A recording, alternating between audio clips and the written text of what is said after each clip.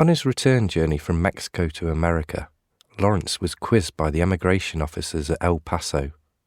Americans, the worst ever, who he found filthy with insolence. They put him in a foul mood, which leads to a predictable reaction. I still have a lurking, hankering passion for Europe, though his Heimweh may be only because I've been ill.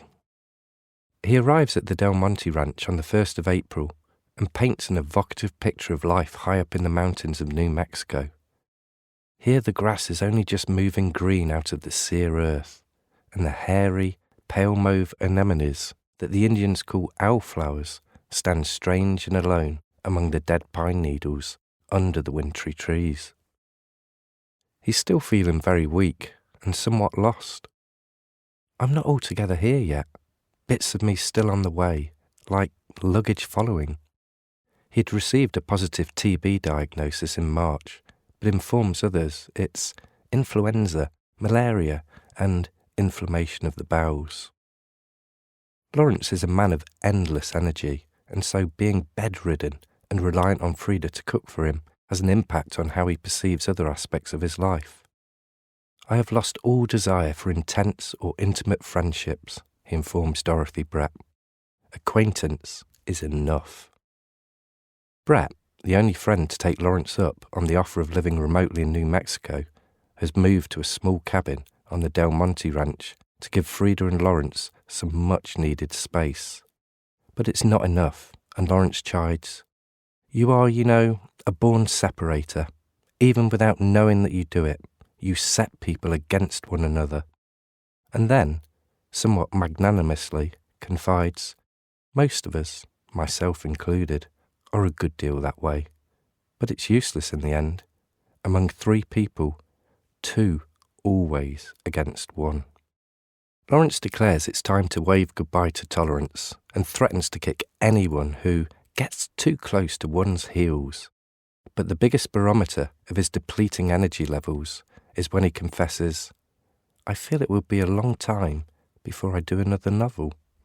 Instead, he's forced to take it slow and take solace in a good log fire to fend off the threat of snow.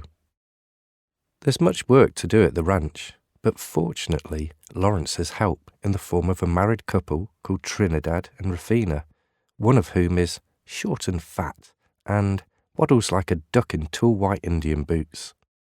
Together, they help get the water out of the canyon into our irrigation ditch to help deal with the dry conditions. Lawrence discusses a little book of uncollected essays with Harold Mason, which will be published in December as Reflections on the Death of a Porcupine and Other Essays by Centaur Press. But he can't muster the energy to correct the proofs to St. Maur and trust the clerk to find typographical errors. Molly Skinner is back in contact. Now her second book, Black Swans, is out, and Lawrence offers some curt writerly advice.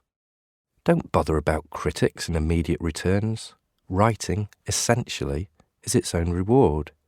If it's a joy and a pain to you, struggling and producing a book, then go ahead and never mind the rest.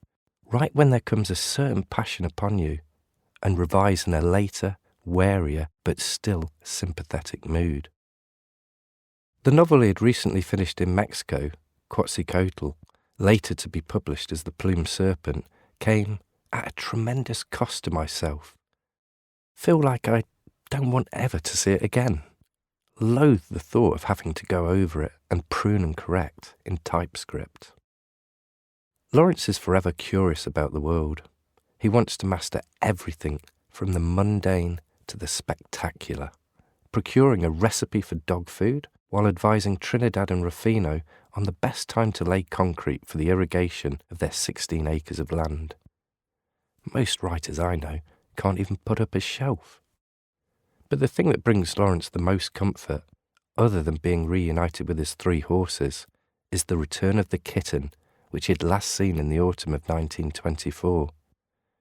When it is tentatively let out of a sack, it explodes with fireworks of friskiness on noticing him and realizing she was back home.